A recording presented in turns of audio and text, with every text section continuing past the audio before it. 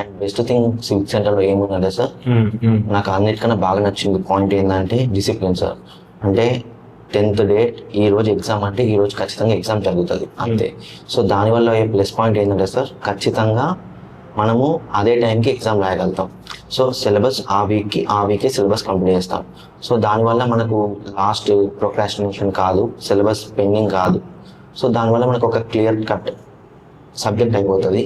And in fact ఇంకొకటి ఏంటంటే sir, ranking system బాగుంది సార్ మీ దాంట్లో.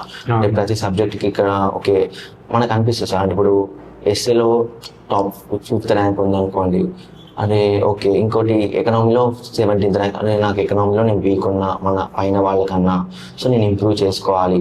అంటే ర్యాంకింగ్ సిస్టమ్ లేకపోతే ఏమవుతుందంటే సార్, ఓకే అంటే నా మార్క్స్ నాకే తెలుస్తాయి, నేను దాన్నే ఎక్కువ అనుకుంటా.